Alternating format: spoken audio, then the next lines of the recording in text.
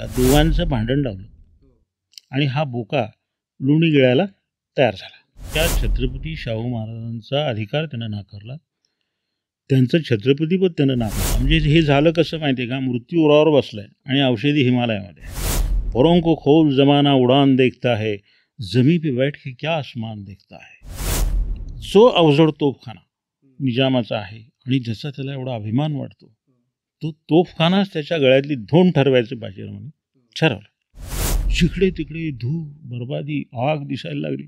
त्याच्या असं लक्षात आलं की हा पक्षी आहे, याला पाय नाहीत, पंख आहेत. एखाद्या सगळ्या शिकाऱ्यांनी मिळून एखादं सावज घेऊन आणलं जातं, तसं त्याला पालखेडच्या जवळ आणलं. हा गनिमी कावा जो आहे तो बाजीरावांनी मैदानी भागात वापरलेला आहे. युद्धामध्ये कमीत कमी मनुष्यहानी होऊ, जो निर्णायक विजय मिळवतो त्याला सिद्धहस्त सेनापती असं म्हणतात. आणि म्हणून पालखेडच्या लढाईचा उल्लेख, जगातल्या उत्कृष्ट लढाईमध्ये पालखेडच्या लढाईचा उल्लेख केला जातो. त्याचा विजय हा योगायोग नसे. रणभूमीवर लढाया जिंकण्याआधी तो आपल्या मनोभूमीवर त्या जिंकत असे.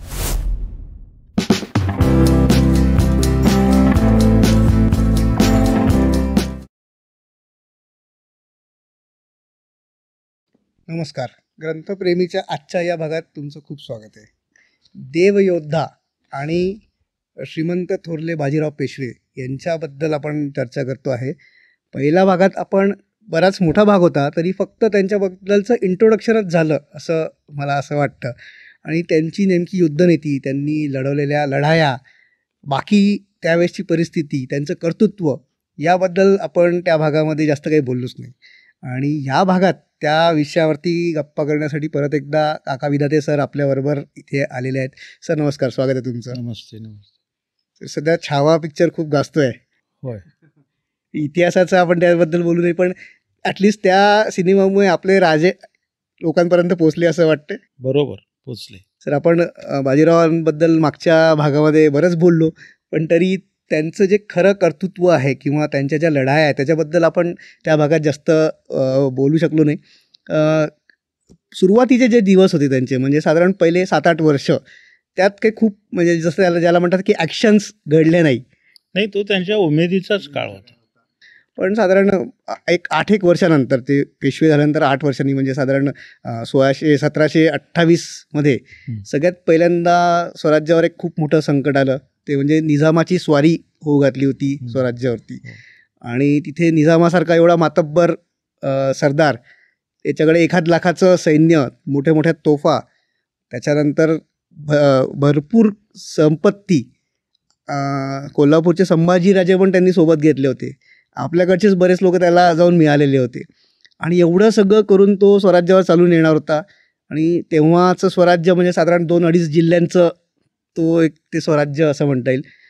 ते संपवण्याच्या परिस्थितीत निजाम आलेला होता का? आणि त्याच्यानंतर जी लढाई झाली, त्यानंतर बाजीरावांनी ज्या चाली खेळल्या आणि पालखेडला शेवटी लढाई झाली, तर त्या लढाईबद्दल सर तुमच्याकडनं जाणून घ्यायला आवडेल खूप. कसं आहे की पालखेड ही नुसती लढाई नाही आहे, पालखेड हे एक युद्ध आहे.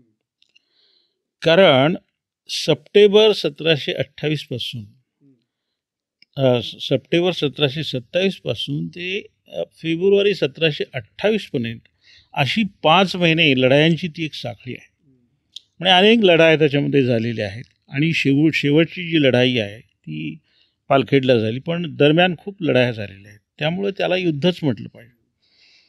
तर आता कसं आहे, आपला असा प्रश्न असा होता की स्वराज्यावर हे झालेलं जे आक्रमण आहे तर ते अतिशय घातक असं आक्रमण होतं. आणि मागच्या आक्रमणाशी जर त्याची तुलना केली, उदाहरणार्थ आपण छत्रपती शिवाजी महाराजांच्या वेळी अफजलखानाचं आक्रमण झालं, शाहिस्तेखानाचं आक्रमण झालं, किंवा छत्रपती संभाजी महाराजांच्या वेळी खुद्द औरंगजेब या ठिकाणी चालून आला, तर या आक्रमणाच्या दृष्टिकोनातून पालखेडची तीव्रता किती होती ह्याचा जर आपण विचार केला तर म्हणजे अफजलखानाचं असो किंवा शाहिस्तेखानाचं असो किंवा औरंगजेबाचं असो, हे सगळे स्वराज्य संपवायला चालेल. म्हणजे अस्तित्वाचीच लढाई होती ती अस्तित्वाची लढाई. प्रत्येक आक्रमण हे म्हणजे कठीण होतं आणि ते स्वराज्य संपवायलाच ते आक्रमण झालेलं होतं. पण आपण एक लक्षात घेतलं पाहिजे की अफजल खान किंवा शाहिस्ते खान ही जी मंडळी होती ही औरंगजेबाचे सरदार होते आणि फरक होता, म्हणजे नेतृत्वातला फरक लक्षात घ्या आपण, की त्यावेळी छत्रपती शिवाजी महाराजांचं नेतृत्व लाभलेलं होतं. पालखेडच्या वेळी तसं ते लढाऊ झुंजार नेतृत्व, कल्पक नेतृत्व नव्हतं शाहू महाराजांचं. कारण शाहू महाराज हे युद्धनीती फारशी त्यांनी म्हणजे त्यांना ती संधीच मिळाली नाही.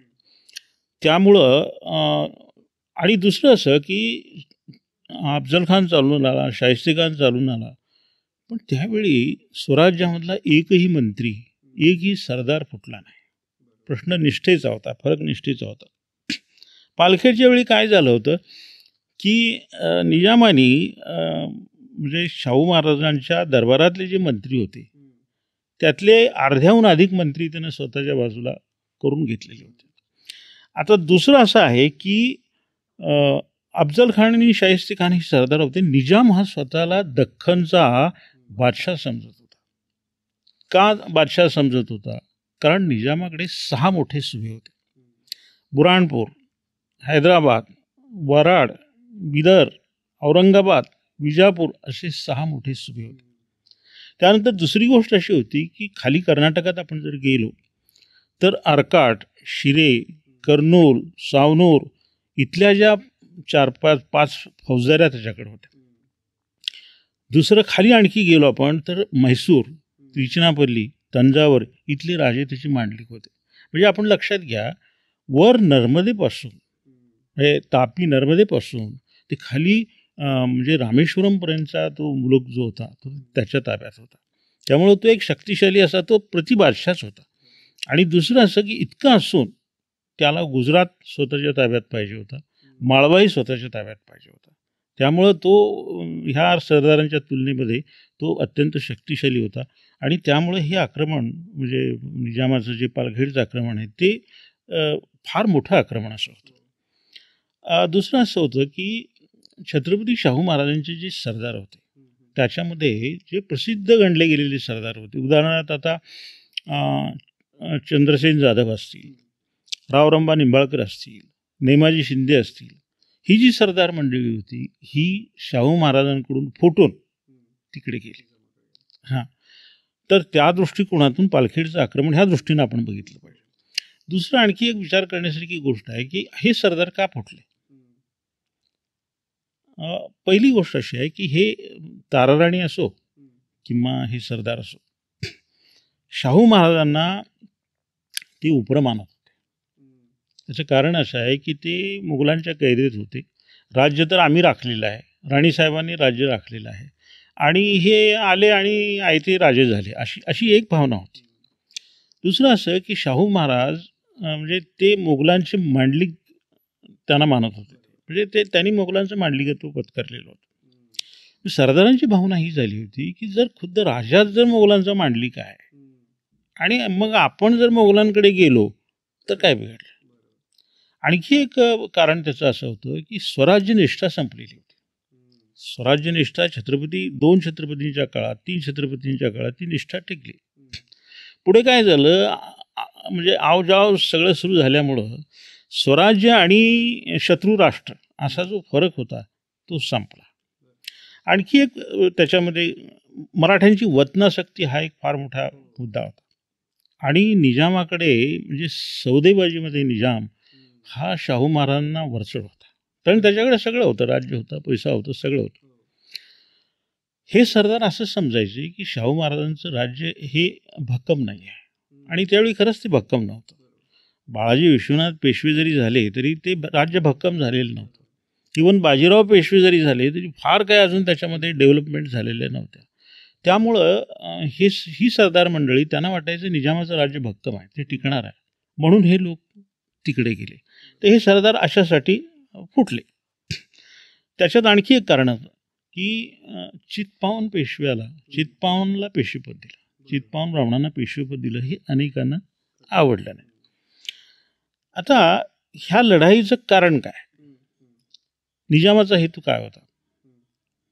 काय झालं होतं की बाळाजी विश्वनाथांनी सनदा आणल्या आणि त्या सनदाप्रमाणे या दक्षिणेतल्या 6 सुभ्याची चौथाई आणि सरदेशमुखी मराठ्यांना मिळण्याच्या त्या सनदा होत्या. त्याला त्या सनदाच मान्य नव्हत्या. त्याला ती चौथाई सरदेशमुखी मराठ्यांना देणं मान्य नव्हतं. दुसरं एक कारण असं होतं, त्याला दक्षिणेत सर्व सत्ताधीश व्हायचं होतं. मराठ्यांचा कसलाही हस्तक्षेप त्याला नको होता.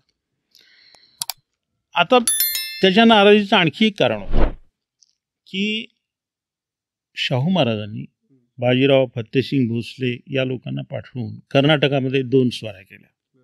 1725-26 मध्ये पहिली स्वारी केली, तिला चित्रदुर्गची स्वारी असं म्हणतात. आणि दुसरी 1726-27 मध्ये दुसरी स्वारी केली, त्याला श्रीरंगपट्टणची स्वारी असं म्हणतात. निजामाला सगळी दख्खनच आपली वाटत होती, त्यामुळं कोणत्या अधिकारामध्ये हे कर्नाटकामध्ये स्वाऱ्या करतात, हे त्याच्या नाराजीचं कारण होतं. दुसरं कारण असं होतं की बाजीरावांनी माळव्यामध्ये ज्या चढाया सुरू केलेल्या होत्या, कारण माळव्यामध्ये त्यांना सत्ता निर्माण करायची होती, ते निजामाला आवडलं नाही. आता ह्याच्यामध्ये निजामाची वृत्ती काय, स्वभाव काय, हेही लक्षात घेतलं पाहिजे. निजाम हा अत्यंत सत्तालोलुप होता, कावेबाज होता, बेरकी होता, गोडबोले आणि विश्वासघातकी होता. स्वतःशिवाय दुसऱ्या कोणावरही त्यानं विश्वास ठेवला नाही. सगळ्यांना त्यानं फसवलं, फक्त स्वतःला त्यानं फसवलं नाही कधीच. तो औरंगजेबाबरोबर काम केलेला माणूस होता म्हणून औरंगजेबाचे गुण पण त्याच्यातच नाही, उतरले गुण नाही, होते. तो प्रति औरंगजेबच होता. आणि काही काही बाबतीमध्ये औरंगजेबापेक्षा सुद्धा, म्हणजे मी तुम्हाला जे सांगतो की औरंगजेब हा जे काय आहे, वैर असेल किंवा कपट असेल, हे सगळं उघडपणाने करणारा होता. पण हा तसा नव्हता, हा गोड बोल्या होता, हा विश्वासघातकी. आणि हा ज्यावेळी काही करायचा त्यावेळी ते माणसाच्या समोरच्या लक्षातच येऊ नये अशा कौशल्याने तो ते करायचा. त्याची एक नीती होती, वापरा आणि फेकून द्या. म्हणजे ज्या शिडीवरून तो वर चढला, ती शिडी पहिल्यांदा लाथेने उडवायची. काय झालं होतं की 1724 मध्ये साखरखेडल्याची लढाई झाली. त्या लढाईमध्ये, म्हणजे ती लढाई 30 सप्टेंबर 1724 रोजी झाली. त्या लढाईमध्ये बाजीरावांनी त्याला मदत केली होती. खरं तर मराठ्यांच्या मदतीनं त्या मुबरेज खानाचा पराभव करून हा दख्खनचा सुभेदार झाला. त्यावेळी त्यानं आश्वासन दिलेलं होतं की मी चौथाई आणि सरदेशमुखी वसुलीमध्ये कसलाही अडथळा आणणार नाही. पण आता तो सुभ्याचा सुभेदार झाला, सगळं व्यवस्थित झालं, मराठ्यांची गरज संपली त्याला. आता तो म्हणजे मराठ्यांना बाजूला कसं सारायचं याचा तो विचार करायला लागला. ह्या निजामाच्या बाबतीत बघा तुम्ही, एक पत्र आहे मराठा, म्हणजे निजामाच्या दरबारातला एक मराठ्यांचा वकील आहे, त्या वकिलाने एक पत्र लिहिलेलं आहे, मोठं छान पत्र आहे ते. ह्याच्यातून निजामाच्या स्वभावाची तुम्हाला कल्पना आहे. कसं म्हणतो, सला तोडायची भाषा तोंडाने बोलत नाही. सला म्हणजे काय, समेट म्हणजे तह किंवा परस्पर मैत्री. सला तोडायची भाषा तोंडाने बोलत नाही. राजा आमचा स्नेहिनी आप्त, हे बोलत राहत. राजा आमचा स्नेहिनी आप्त, बाजीरावही स्नेही, अशा गोष्टी करतो. हा मोठा मायावी, महाकाबूची, मनी कपट पुरते आहे. दरबारी उगाच चर्चा करतोय की राजा थोर आहे. म्हणजे हा अशी त्याची प्रवृत्ती होती. आता पालखेडची लढाई होण्यापूर्वी, म्हणजे पालखेडचं युद्ध होण्यापूर्वी काय पावलं निजामाने उचलली. कारण कसं आहे, आता मराठ्यांशी जर युद्ध सुरू करायचे तर त्याच्या आधी सावधगिरीची काही पावलं उचलली पाहिजे. पहिलं पाऊल निजामाने हे उचललं की त्यानं औरंगाबादला जी राजधानी होती ती मराठ्यांपासून दूर नेण्यासाठी ती हैदराबादला नेली. हे पहिलं पाऊल. दुसरं पाऊल त्यानं असं उचललं की शाहू महाराजांना आणि त्यांचे जे प्रतिनिधी होते श्रीनिवासराव, श्रीपतराव, त्यांना सांगितलं की तुम्ही त्या हैदराबाद सुभेची चौथाई सरदेशमुखी वसूल करण्यासाठी तुमची माणसं कशाला नेमली, मी त्याच्याऐवजी दुसरीकडे जहागीर देतो. आणि मग त्यानं मराठ्यांना, म्हणजे शाहू महाराजांना, बालाघाट गंगथडी असा जो प्रदेश आहे ना, गोदावरी खोऱ्यातला, तो प्रदेश त्यांना दिला. आणखी श्रीपतरावला खुश करण्यासाठी वराडमध्ये जहागीर दिली. आणि शाहू महाराजांना खुश करण्यासाठी इंदापूर परगण्यामध्ये त्यांना जहागीर दिली. अशा प्रकारे त्यानं काय केलं, हैदराबाद सुभा तो चौथाई सरदेशमुखीच्या वसुलीपासून मुक्त केला आणि मराठ्यांचे सगळे कमावशेदार त्याने तिथून काढून लावले. आता चौथाई आणि सरदेशमुखी वसूल करण्यामध्ये मराठी वसूल करायचे, त्या वसुलीमध्ये आपल्या सरदारांकडे असंख्य अडथळे त्यांना आणले. म्हणजे वसूलच होऊ नये, वसूल होताच कामा नये अशा पद्धतीचे त्याने प्रयत्न केले. शाहू महाराजांचे जे मंत्री होते, मगाशी मी सांगितलं, ते प्रतिनिधी असतील, सुमंत असतील किंवा मंत्री असतील, हे आणि बाजीराव यांच्यामध्ये त्यानं फूट पाडली. त्यांना तो असं म्हणाला की हा इतका तरुण पोरगा काल आलेला, तुम्ही इतके अनुभवी आहात, तुम्हाला सगळं तो बाजूला सारल्यासारखं केलं त्यानं. त्यामुळं त्यांना त्यांच्यामध्ये फूट पाडली. आता याच्या बाबतीत आणखी एक पत्र आहे. हां, हा सदाशिव बल्लाळ जो आहे वकील निजामाच्या दरबारातला, तो अंबाजीपंत पुरंदर यांना लिहितो. तो काय म्हणतो, श्रीपतराव पंतप्रतिनिधी व म्हणजे ही माणसं कशी निजामाने वळवली होती हेही त्याच्यातून दिसेल.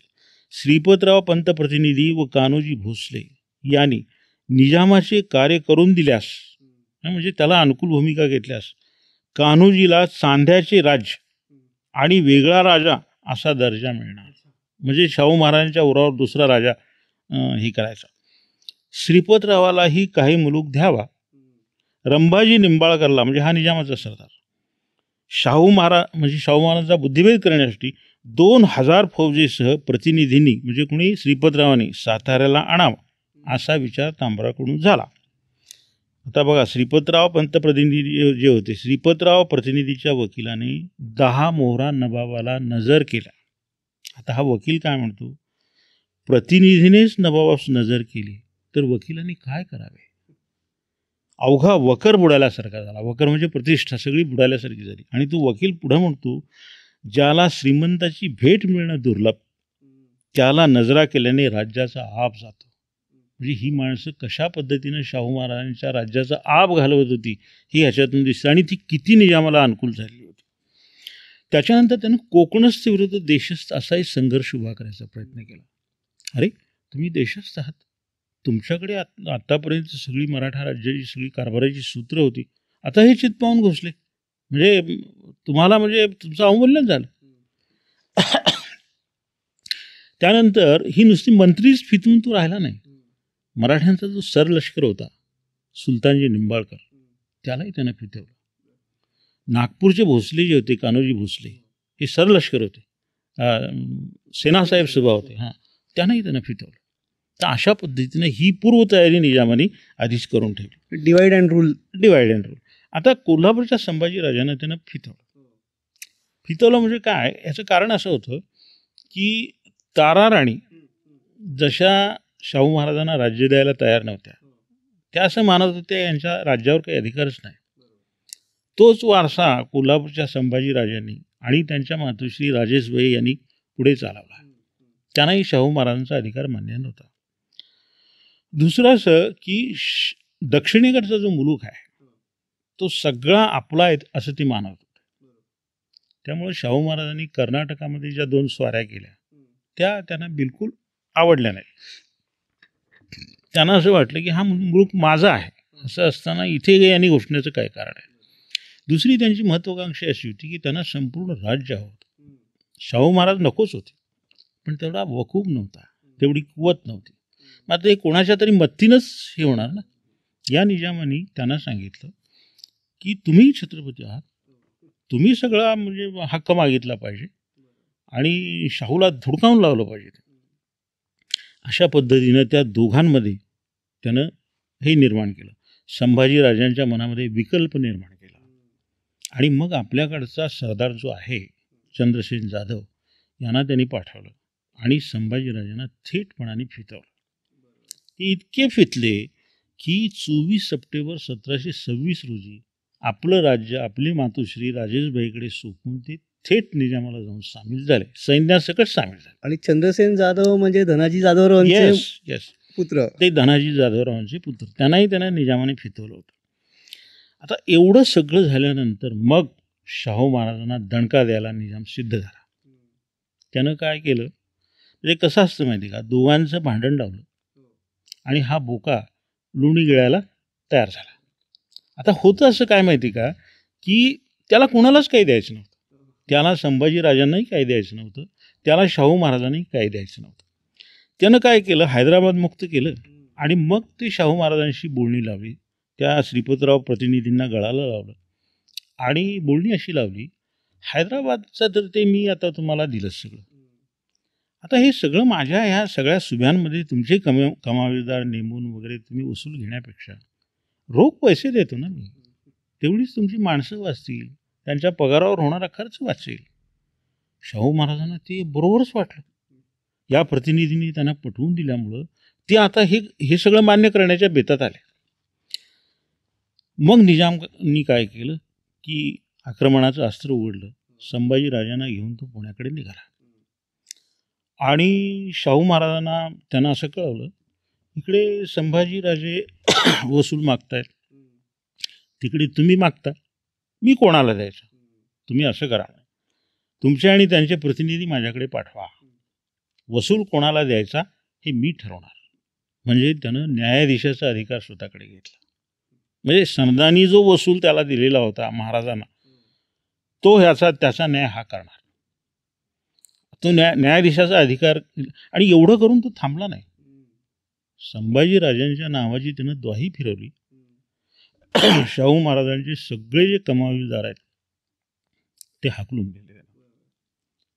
केवढा मोठा हा दणका होता. म्हणजे थोडक्यात छत्रपती शाहू महाराजांचा अधिकार त्यानं नाकारला, त्यांचं छत्रपतीपद त्यानं नाकारलं, वसुलाचा हक्कही त्यानं नाकारला. आणि मग महाराज थांबावले. यावेळी बाजीराव इथे नव्हते, बाजीराव कर्नाटकामध्ये होते. तोवर ही सगळी खेळी निजामाने केली. आता हे सगळं करत असताना ही सगळी एवढी माणसं खेळवायची, राजकारण खेळवायचं, म्हणजे शाहू महाराज संभाजी महाराज यांच्यामधला दुरावा त्यानं लक्षात घेतला. बाजीराव आणि बाकीचे मंत्री यांच्यामधला दुरावा त्यानं लक्षात घेतला. आणि हे सगळं करून त्यानं म्हणजे एवढं मोठं राजकारण त्यानं ते उभं केलं. आता बाजीराव कर्नाटकातून आले. त्यांनी सांगितलं महाराजांना की हे सगळं आपण काय करून बसलो, आपला सगळा अधिकारच आपण सोडून दिला. हे जे प्रतिनिधी करतायत हे चुकीचं आहे, हे नाकारलं पाहिजे. मोठ्या मुश्किलीनं बाजीरावांनी शाहू महाराजांची म्हणजे संमती मिळवली. शाहू महाराजांनी मग त्यांच्या लक्षात यायला, अरे हो, आपला पेशवा सांगतोय ते बरोबर आहे. ह्या लोकांनी म्हणजे हे निजामाला म्हणजे इतके अनुकूल आहेत की आपल्या छत्रपतीचं नुकसान करायला हे सिद्ध झालेले आहे. त्यामुळं बाजीरावांचं ऐकून 13 ऑक्टोबर 1727 रोजी शाहू महाराजांनी थेट निजामाविरुद्ध युद्ध जाहीर केलं. आता निजाम तर त्याच्या आधीच युद्ध करायला लागलेला होता. आता हे युद्ध तर जाहीर झालं, पण त्यावेळी हे मंत्री तर कोणी लढणार नव्हते, लढणार फक्त बाजीराव. तर बाजीरावांपुढे अडचणी खूप होत्या. पहिली अडचण ही सैन्याची अडचण होती. बाजीरावांचं बरंचसं सैन्य माळव्यामध्ये होतं आणि निजामाने अगदी अचूक वेळ निवडली. थांबायला अवकाश नव्हता. म्हणजे हे झालं कसं माहिती आहे का, मृत्यू उरावर बसलाय आणि औषधी हिमालयामध्ये आहे. मग आता करायचं कसं अशा वेळी? दुसरं म्हणजे त्यांची दुसरी अडचण ही होती की बाजीरावांकडे सैन्य कमी होतं, निजामाकडे लाखाच्या पुढेच सैन्य होतं. आणखी एक फरक असा होता की हा विषम सामना होता. बाजीराव निर्धन होते, पैशाने निजाम गबर होता. निजामाकडे आधुनिक शस्त्रास्त्र होती. त्याच्या तोफखाना जो होता तो हिंदुस्थानातला त्यावेळेचा सर्वश्रेष्ठ तोफखाना गणला जायचा. निजामाकडे ऐवज खान, तुर्कताज खान, घियास खान अशी नामांकित सरदार मंडळी होती. बाजीरावच नवखे होते. बाजीरावांचे सरदार अजून नावारूपाला ते आलेले नव्हते. असा नामांकित सरदार बाजीरावांकडे नव्हता. म्हणजे अनेक मराठा सरदार निजामाला मिळाले, पण खुद्द म्हणजे छत्रपतींच्या दरबारातले मंत्री सुद्धा बाजीरावांबरोबर नव्हते. म्हणजे ते एकटे होते. ह्या सगळ्या प्रतिकूलतेवर बाजीरावांना मात करायची होती. आणि ज्यावेळी असं संकट येतं, अजून काहीच युद्धाचा अनुभव नाही, फारसा म्हणजे मोठ्या युद्धाचा अनुभव नाही. तशा लहान मोठ्या लढाया त्यांनी लहान सहान लढाया केल्या, पण मोठ्या युद्धाचा अनुभव नव्हता. आणि एवढं मोठं आक्रमण झालेलं होतं, याला तोंड द्यायचं होतं. पण बाजीराव चैतन्यशाली होते, अमर्षशाली होते, जिद्दी होते. त्यांची महत्त्वाकांक्षा खूप दांडगी होती. दुसरं असं की त्यांचं जे सैन्य होतं ते जीवाला जीव देणारी माणसं त्यांनी तयार केली होती. आणि बाजीरावांचा अंतरात्मा त्यांना बजावून सांगत होता. काय सांगत होता?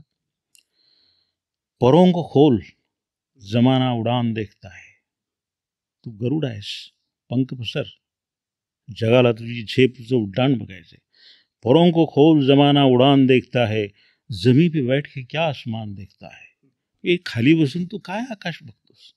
आणि मग या गरुडाने पंख पसरले आणि तिथून बाजीरावांची दौड सुरू झाली. आता ह्याच्यामध्ये काय असतं की एवढी मोठी लढाई लढायची म्हणजे रणनीती आवश्यक असते. काय बाजीरावांची रणनीती होती? मोबिलिटी म्हणजे गतिमानता, फ्लेक्झिबिलिटी म्हणजे निर्णयातली लवचिकता आणि ऑफेन्सिव्ह स्पिरिट म्हणजे आक्रमकता. ही त्रिसूत्री वापरायचं बाजीरावांनी ठरवलं.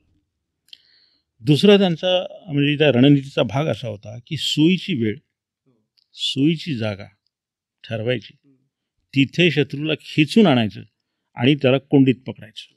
ही दुसरा रणनीतीचा भाग होता. तिसरा भाग होता घोडदळाचा गतिमान वापर करणं. कारण ही त्यांना ते धावतं युद्ध खेळायचं होतं. कारण समोरासमोरच्या लढाईमध्ये टिकाव लागलाच नसता. तोफा होत्या त्यांच्याकडे. सैन्य आणि घोडदळाच्या ती दौड करायची, निजामाला मागे यायला लावायचं, त्याच्या सैन्याची प्रचंड दमछाक करून त्याला थकवायचं. हा एक त्यांच्या रणनीतीचा भाग होता.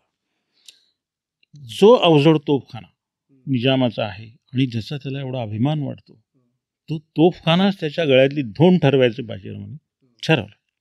अशी ही रणनीती आखली. आता हालचाली कशा झालेल्या आहेत बाजीराव आणि निजामाच्या?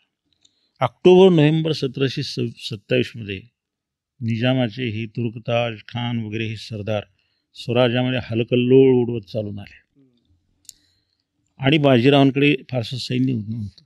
हलकंसं घोडदळ घेऊन बाजीराव पुण्यातून 13 सप्टेंबर 1727 रोजी बाहेर पडले. त्यांनी पुणतांब्याजवळ गोदावरी ओलांडली आणि थेट औरंगाबादच्या दिशेने हल्ला चढवला. त्यावेळी पुण्याला होता निजाम. म्हणजे निजाम आपल्याकडे हल्ला Yes. करतोय तर बाजीरावांनी त्याच्या राजधानीवर प्रति हल्ला चढवणं भागच होतं. आणि निजाम पुण्याला येऊन बसलेला होता संभाजीराजांना घेऊन. तिथून त्याला साताऱ्यावर हल्ला चढवायचा होता. पुणतांब्यानं त्यांनी गोदावरी ओलांडली, औरंगाबादवर हल्ला चढवला आणि मग त्यांनी काय केलं, जालन्यावर हल्ला चढवला. जालना आणि सिंदखेड त्यांनी निर्दयपणाने लुटला.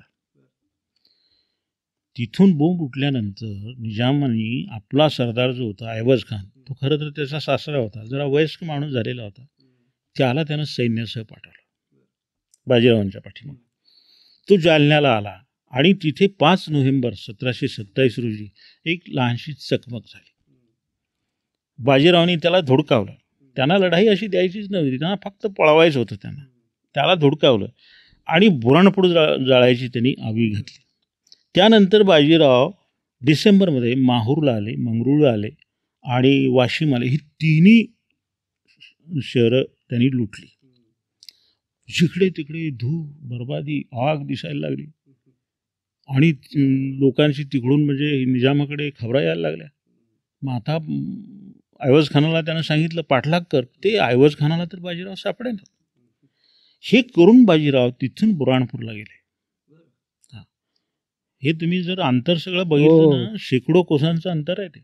ते बुराणपूरला गेले. बुराणपूरला त्यांनी वेढा घातला. बुराणपूरची 3-4 पुरे त्यांनी परत निर्दयपणाने जळून टाकले. त्यावेळी निजामाच्या लक्षात आलं की हा ऐवज खान हा पुरा पडणार नाही, आपल्याला गेलं पाहिजे. त्यामुळं पुण्याचा तळ निजामाला हलवावा लागला आणि तो ऐवज खानाच्या मदतीला बुराणपूरला गेला. हा बुराणपूरला येईपर्यंत बाजीराव खानदेशात घुसले. खानदेशामध्ये त्यांनी कुकरमुंडा म्हणून एक ठिकाण आहे, तिथं त्यांनी मुक्काम केला. त्याच्यानंतर नर्मदा पार केली त्यांनी आणि बाबा प्यारा घाट जो आहे त्या बाबा प्यारा घाटाने ते भडोचला आले. भडोचवरून सुरतला गेले. तिथून अलीमोहन छोटा उदयपूरला गेले. आता सुरतेला का गेले बाजीराव? कारण सुरतेमध्ये निजामाच्या काही जहागिऱ्या होत्या. बाजीरावांनी असं जाहीर केलं की सगळे निजामाच्या इथल्या जहागिऱ्या जाळून टाकतो. त्यामुळं तो त्या जहागिऱ्या वाचवण्यासाठी निजामाला सुरतेपर्यंत पळत जावं लागलं. निजाम सुरतेला आला. त्याच्या असं लक्षात आलं की हा पक्षी आहे, याला पाय नाहीत, पंख आहेत, याची बरोबरी आपण करू शकत नाही. आणि तो म्हणाला सुद्धा, इसे पैर है या पर है. आणि तिथून निजाम सुरतेवरून सगळा नाच सोडला त्यानं, परत तो पुण्याला आला. तो पुण्याला आल्यानंतर बाजीराव ताबडतोब, म्हणजे तो घाट आहे करवंदबारी म्हणून घाट आहे, त्या करवंदबारी घाटाने बाजीराव तातडीनं बेटावदला आले, धुळ्याजवळ आहे ते. आणि बेटावदवरून ते बरोबर 24 फेब्रुवारी 1728 रोजी गोदावरीवर प्रकट झाले. आता हा निजाम तिथून त्याला कळेना कसं याला तोंड द्यावं, भांबावून गेला तो. निजाम लोणी पारगावला आला, लोणी पारगाववरून निजाम पेडगावला आला, पेडगाववरून अहमदनगरला आला. म्हणजे ही तुम्हाला सांगतो मी, बाजीरावांचा हा मार्ग आहे ना, तो पुणे, पुणतांबे, औरंगाबाद, जालना, सिंदखेड, माहूर, मंगळूर, वाशिम, बुऱ्हाणपूर, कुकरमुंडा, बावाप्यारा घाट, नर्मदा, भडोस, सुरत, बेटावद, पालखेड, शेकडो कोसांचं रणांगण त्यांनी असं त्या रणांगणाचा विस्तार घडवला. आणि ज्यावेळी निजाम अहमदनगरला आला त्यावेळी त्याच्या असं लक्षात आलं की हा तोफखाना जो आहे तो फार अवजड तोफखाना आहे, याच्यामुळे आपल्या हालचाली मंदावायला लागलेल्या आहेत आणि या गतिमान अशा शत्रूशी आपण सामना करू शकणार नाही. म्हणून बराचसा तोफखाना त्याला अहमदनगरला ठेवावा लागला. म्हणजे बाजीरावांनी जे ठरवलं होतं तोफखान्यापासून याला तोडायचा, तर तो अहमदनगरला त्यानं तोफखाना ठेवला. आणि निजाम पालखेडकडे निघाला. बाजीरावांनी पालखेडला आल्यानंतर आणखी त्याला मोहात पाडण्यासाठी गांडापूर आणि वैजापूर त्याचे दोन श्रीमंत परगणे लुटून काढले. मग तर ह्याला आता घाईच झाली की कधी आता जाऊ. आला तो पालखेडकडं. आता पालखेड जी आहे ना, पालखेडचं रणांगण जर तुम्ही बघितलं ना, मी गेलो होतो, ते रणांगण सगळं पाहिले मी. ते समुद्र सपाटीपासून 1600 फूट उंच असा एक तो पठारी प्रदेश आहे. आणि पालखेडला म्हणजे पालखेडच्या नैऋत्येला 15 मैलावर गोदावरी नदी आहे. आणि गोदावरीवर पुणतांबे ही एकमेव जागा नदी ओलांडण्याची. आता ती नदी तिथे ओलांडायची म्हणजे काय की त्या गोदावरीला पुणतांब्याजवळ प्रवरा नदी येऊन मिळते आणि ह्या प्रवरेमध्ये मुठेचं पाणी असतं. त्यामुळं प्रचंड असा मोठा तो जलाशय तिथे तयार झालेला आहे. दुसरं, पालखेडच्या नैऋत्येला शिवनाला म्हणून एक पाण्याचा एक स्रोत आहे, म्हणजे ती शिवना नावाची नदी आहे. तो एकमेव स्रोत पालखेडमधला. त्याच्यानंतर पालखेडच्या उत्तरेला जो भाग आहे तो जरासा डोंगराळ आहे आणि 25 किलोमीटरच्या पुढे, 25 मैलाच्या पुढे घनदाट जंगल त्यावेळी होतं. अशी ही पालखेडची रचना आहे. म्हणजे थोडक्यात सांगायचं तर उत्तरेला जंगल, पूर्वेला शिवनाला आणि दक्षिणेला गोदावरी, अशा या त्रिकोणी बेचक्यामध्ये त्याला आणायचं बाजीरावांनी ठरवलं. एकदा त्या रणांगणात अडकल्यावरती त्याला वापस जायचा मार्ग हा साधारण अवघड होऊन गेला असं नाही, ते दिसतंच. आता पुढे मी बोलतो ना की हां, आता बाजीरावांचा युद्धाचा आराखडा काय होता. निजामाला तोफखान्यापासून तोडणं, अर्धा भाग त्यांनी अहमदनगरला साध्य केला. निजाम ज्यावेळी इकडे येईल त्यावेळी त्याची धान्य घेतलेली जी जनावरं आहेत ती लुटायची नाही तर पळवायची, म्हणजे धान्यापासून त्याला वंचित करायचं. आणि शिवनाला आणि गोदावरी अशी दोन्ही पाण्याचे स्रोत अडवायचे आणि पाण्याअभावी त्याला तडफडून मारायचं. अशा पद्धतीची ही बाजीरावांचा युद्धाचा आराखडा होता. आता डावपेच जे कसे लढवले बघा. आता निजाम निघाला, त्याला कुठेच मराठी फौज दिसेना. त्याला हेच दिसायला लागलं की पालखेडच्या पुढे फक्त बाजीराव हालचाली करत आहेत, पण त्याला घेरून सगळी मराठा फौज चालत होती.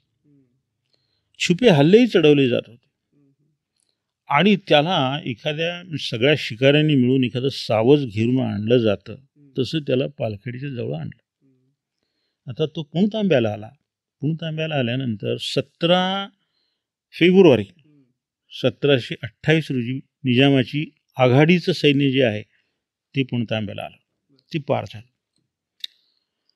18 फेब्रुवारी रोजी निजाम स्वतः पलीकडे गेला. 19 आणि 20 फेब्रुवारी अशा 2 दिवसामध्ये त्याचं सगळं सैन्य आणि त्याचं ते जनावरं विमानानं धान्य बिन्य सगळं पलीकडे गेलं. 21 फेब्रुवारी रोजी तोफखाना न्यायचा होता. तोफखाना अवजड असल्यामुळे 4-5 किलोमीटर लांब ठेवला होता. तोफखाना नेण्याच्या दिवशी बरोबर म्हणजे दक्षिणेला दावलजी सोमवंशी थांबलेले होते. त्यांनी पुणतांब्याची जी नदी ओलांडायची जागा आहे ती ताब्यात घेतली. त्यामुळं तोफखाना इकडेच राहिला. म्हणजे पूर्ण तोफखान्यापासून निजामाला बाजीरावाने तोडलं आणि मग समाचार घ्यायला बाजीराव उभे राहिले. म्हणजे पूर्वेच्या बाजूला शिवनाल्याच्या बाजूला बाजीराव होते, उत्तरेच्या बाजूला पिलाजीराव जाधव होते, पश्चिमेच्या बाजूला मल्हारराव होळकर होते आणि दक्षिणेच्या बाजूला दावलजी सोमवंशी होते. असा घेरा टाकला आणि त्याला पूर्णपणे कोंडून टाकलं. युद्ध आता करायचं होतं आणि 20 तारखेपासून ती जी उपासमार सुरू झाली. पाणी नाही, प्यायला पाणी नाही, अन्न नाही, घोड्यांना जनावरांना वैरण नाही, चारा नाही, घोडी मरगळून गेली. म्हणजे प्रातर्वेदीलाही पाणी नाही अशी परिस्थिती झाली. अशा परिस्थितीमध्ये निजाम एकदम तो घाईला आला. सैन्य सगळं मरगळून गेलं. किती दिवस काढणार? मग 25 तारखेला बाजीरावांनी एक हल्ला जबरदस्त चढवला आणि 25 फेब्रुवारी 1728 रोजी पालखीला लढाई झाली. त्याच्यामध्ये 6000 निजामाचे सैनिक मारले गेले. आणि तह करण्याशिवाय दुसरा काहीच मार्ग निजामापुढं राहिला नाही. आणि मग निजाम तहाची बोलणी करायला लागला. त्यानं ऐवज खानाला पुढे पाठवलं. दुसरा पर्यायच नव्हता. त्यानं पुढे पाठवलं आणि त्यांनी ती बोलणी केली. आता आणखी एक प्रसंग आहे याच्यामध्ये. बाजीरावांचं औदार्य काय प्रतीचं होतं. हा प्रसंग असा आहे की 16 ऑगस्ट 1841ची एक बखर आहे. त्या बखरीमध्ये नोंद आहे. काय नोंद आहे? नवाबाची लष्करात महागाई फार झाली, बाजार बंद झाला, त्या समयास त्याचे सणाचा दिवस आला.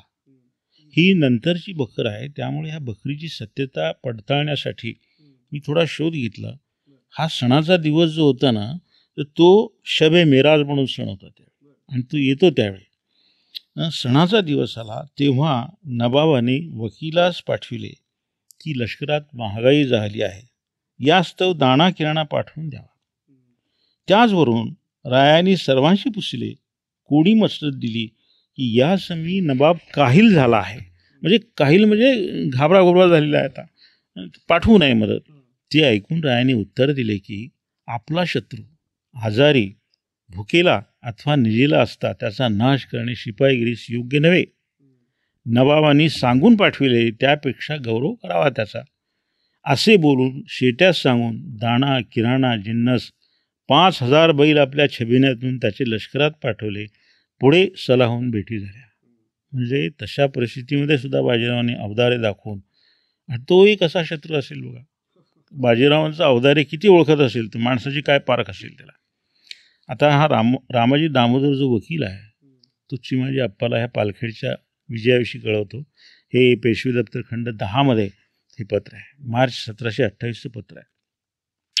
तो म्हणतो, ताम्र लुटून फन्ना केला, 6000 फौज बुडविली, 19 हत्ती पाडाव झाले. हे वर्तमान राजश्रीने ऐकून बहुतसे संतोषी झाले. एकनिष्ठ सेवक आहेत, त्याशी श्री यश देत आहे असे बोलिले. मग तहाची कलम ठरली. 6 मार्च 1728 रोजी मुंगी शेगावला तह झाला. त्या तहामध्ये एकूण 17 कलम आहेत. त्यातली जी महत्त्वाची कलम आहे ती अशी आहे की दख्खनच्या सुभ्याची चौथाई आणि सरदेशमुखी विना तक्रार द्यायचे निजामाने मान्य केलं. दुसरं कलम असं आहे की दख्खनच्या सुभ्याची जी व्यवस्था आहे ती ही व्यवस्था मराठ्यांच्या संमतीने मी करेन हे निजामाने मान्य केलं. तिसरं कलम असं आहे की ज्या छत्रपती म्हणजे ज्या कोल्हापूरच्या संभाजी महाराजांनी निजामाची साथ दिली त्याला ताबडतोब पन्हाळ्याला परत पाठवेन हे निजामाने मान्य केलं. खरं तर त्यांना धरून बाजीराव शाहू महाराजांपुढे पेश करणार होते, पण लोकांनी सांगितलं की ते छत्रपती आहेत, असं करणं योग्य नाही आणि निजामसुद्धा द्यायला तयार नव्हता. त्यानंतर तिसरी त्यांची निजामाने अट मान्य केली ती अशी की आता त्याला राजा डिक्लेअर केलं होतं त्यांनी निजामाने. त्यामुळं संभाजीराजांनी शाहू महाराजांच्या सुभ्यातला वसूल, प्रांतातला वसूल बेकायदेशीररित्या वसूल केला होता. तो सगळाच्या सगळा वसूल बाजीरावाने त्यांना परत द्यायला लावला. त्याच्यानंतर स्वराज्यामध्ये निजामाने सगळी जी जप्त केलेली ठाणी आहे ती सगळी त्यानं निजामाने परत करायचं कबूल केलं. आता युद्धशास्त्रीय दृष्टिकोनातून पालखेडच्या लढाईचं महत्त्व काय? एवढी मोठी लढाई, आपण लढाई म्हणण्यापेक्षा ते युद्ध म्हणू, त्या युद्धाचं महत्त्व काय? पहिली गोष्ट अशी आहे की हा गनिमी कावा जो आहे तो बाजीरावांनी मैदानी भागात वापरलेला आहे. त्याला डोंगर, झाडी, दऱ्या असा काही आधार नाही. मैदानी भागात घोडदळाच्या चपळ हालचाली करून शत्रूला त्यांनी बरोबर घेऱ्यात कोंडलेला आहे. सामना विषम होता, पैसा नव्हता, शस्त्रास्त्र फारशी, पण कल्पक डावपेच आणि व्यूह याच्या जोरावर बाजीरावांनी ही लढाई जिंकलेली आहे. आणि कमीत कमी मनुष्यहानी याच्यामध्ये झालेली आहे. बाजीरावांनी ती काळजी घेतलेली आहे. युद्ध म्हणजे नुसतं घे मार करत जाणं, माणसं मारणं, ह्याला युद्ध म्हणत नाहीत. युद्धामध्ये कमीत कमी मनुष्यहानी होऊन जो निर्णायक विजय मिळवतो त्याला सिद्धहस्त सेनापती असं म्हणतात. एक संस्कृतमध्ये एक श्लोक आहे,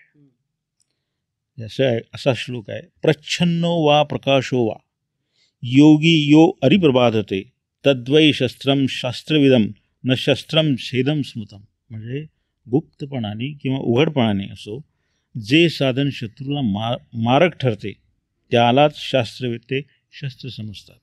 केवळ कापणारे तेच शस्त्र नसते. माणसं फारशी मारली नाहीत बाजीरावाने, पण टॅक्टिस अशा लढवल्या, व्ह्यू असा रचला की निजामाला संपूर्ण शरणागती पत्करावी लागली.